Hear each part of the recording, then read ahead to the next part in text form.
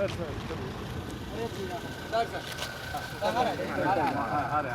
Minute आराम से रुक जाइए सब कुछ। एक मिनट आराम से। राज्यपाल से मिलने गए थे सर, क्या कहिएगा? देखिए, महामहिम से मुलाकात के कई विषय थे, राजनीतिक भी एक दो विषय थे, पर सबसे ज़्यादा प्रमुखता से जिस कारण आज महामहिम राज्यपाल जी से आज मुलाकात की गई है, मेरे नेता मेरे पिता आदरणीय रामविलास पासवान जी का जयंती दिवस आगामी 5 तारीख को है, 5 जुलाई को, और हम लोग हर साल की तरह इस साल भी उनका जयंती दिवस हाजीपुर में हम लोग मनाने जा रहे हैं, आयोजित कर रहे हैं। ये जब से पापा गए हैं तब से ये परंपरा रही है कि उनका जयंती दिवस उनकी कर्मभूमि पे हम लोग आयोजित करते रहें, और जिस दिन वो गए वो दिन हम लोग हर साल हमारे गांव में शहर बन्नी में हम लोग उनकी याद में कार्यक्रम आयोजित करते रहें। इस बार हाजीपुर में तो पार्टी के द्वारा कार्यक्रम आयोजित किया ही गया है, पर साथ ही में 2023 में जिसकी जानकारी मैं 5 तारीख को आप लोगों के साथ और विस्तार में साझा करूंगा। 2023 अक्टूबर से हम लोगों ने बीटो करके एक संस्था की हम लोगों ने शुरुआत की थी, बिहार इंटरनेशनल ट्रेड ऑर्गेनाइजेशन के नाम से बीटो की हम लोगों ने शुरुआत की। ये एक ऐसा मंच है जहाँ पे जितने बिहारी जो देश से बाहर रह रहे हैं, जो नॉन रेसिडेंट्स हैं, जो बिहारी डायस्पोरा के लोग हैं, जो अलग अलग देशों में रह रहे हैं और जो अपने राज्य के लिए योगदान करना चाहते हैं, उनको एक मंच पर लाकर उनके माध्यम से बिहार में कैसे बिहार फर्स्ट बिहारी फर्स्ट की सोच को हम लोग मजबूत करें, इस सोच के साथ बीटो का गठन किया गया था। आज बीटो लगभग 17 देशों में सक्रिय भूमिका में है। 7-8 ऐसे चैप्टर्स हैं जहाँ पे मैं खुद पर्सनली जाकर उसको मैंने उसकी समीक्षा करने का काम किया है। लक्ष्य है 25 देशों तक इस साल बीटो के संगठन को लेके जाने का, और इसके माध्यम से बिहारी ऐसे लोग जो दूसरे देशों में रह रहे हैं और अपने देश के लिए निवेश करना चाहते हैं, इंफ्रास्ट्रक्चर डेवलपमेंट में योगदान देना चाहते हैं, उनको हम लोग एक मंच पे लाने का कार्य कर रहे हैं। इसी क्रम में लछवाड़ में पहली यूनिवर्सिटी बीटो के माध्यम से हम लोगों ने खोलने का हम लोगों ने कार्य शुरू किया है, जिसकी विस्तृत जानकारी उस दिन कार्यक्रम के दौरान दी जाएगी। 5 तारीख को संध्या 6 बजे ऊर्जा भवन में इस कार्यक्रम को आयोजित किया जा रहा है। ऐसे में क्योंकि महामहिम का व्यक्तिगत तौर पे भी मेरे नेता मेरे पिता आदरणीय रामविलास पासवान जी के साथ पुराने संबंध रहे, दोनों एक दूसरे के साथी रहे, एक दूसरे के साथ दोनों ने कार्य किया है, तो ऐसे में उनकी यादों को, उनके साथ जुड़े हुए किस्सों को साझा करने की सोच के साथ आज मैं आया था कि मैं महामहिम जी से मैं आग्रह करूं। उम्मीद करता हूं कि उस दिन वाले कार्यक्रम में वो उपस्थित रहेंगे। इस विषय को लेकर आज उनसे मुलाकात हुई।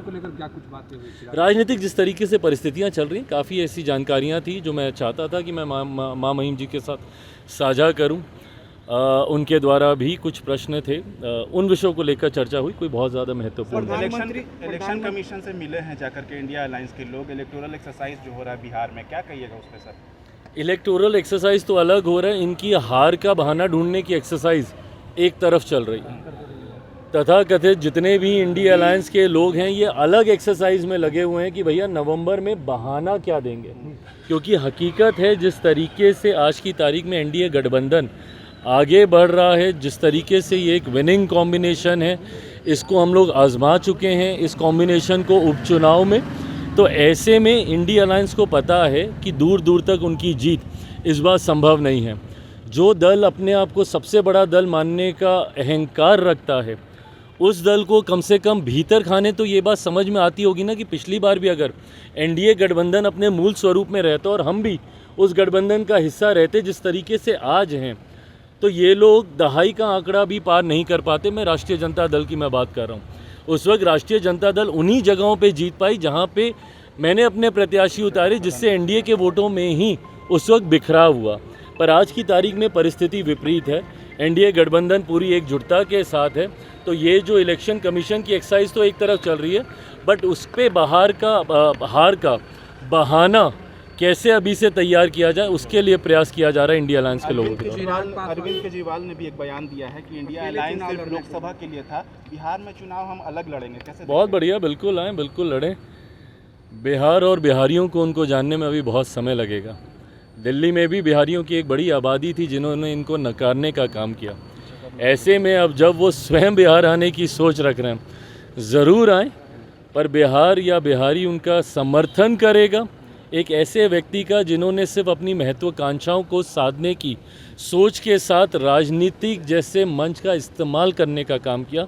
कभी बिहारियों का समर्थन उन्हें नहीं मिलेगा। हाल में प्रधानमंत्री को सर्वोच्च सम्मान मिला सर। मैं मेरे प्रधानमंत्री को बधाई देता हूँ, गर्व होता है भाई हम लोग को जब अलग अलग देशों में मेरे प्रधानमंत्री जाते हैं और उस देश के सर्वोच्च सम्मान से उन्हें सम्मानित किया जाता है। मुझे लगता है अपने में ये एक इतिहास है कि देश के किसी एक प्रधानमंत्री को इतने देशों का सर्वोच्च सम्मान मिले। एक भारतीय होने के नाते मुझे गर्व होता है, उनके साथ कार्य करने का मुझे सौभाग्य मिला, उस नाते मुझे गर्व होता है कि एक ऐसे व्यक्ति के साथ मैं कार्य कर रहा हूँ जिनको देश ही नहीं दुनिया के जितने राष्ट्र अध्यक्ष हैं वो अपने अपने देशों का सर्वोच्च सम्मान देकर सम्मानित करते हैं। चिराग जी, आपने बयान दिया था कि चिराग पासवान को रहते हुए दलितों को कोई कुछ नहीं कर सकता। जीतन राम मांझी करें कि चिराग पासवान नासमझ है, अनुभव की कमी है उनकी। जो कहते हैं वो करते नहीं। बिल्कुल ठीक कह रहे हैं भाई। अनुभव आप देख रहे हैं, आदरणीय मांझी जी मेरे पिता तुल्य हैं, उनकी उम्र और हमारी उम्र में फ़र्क देखिए कितना है।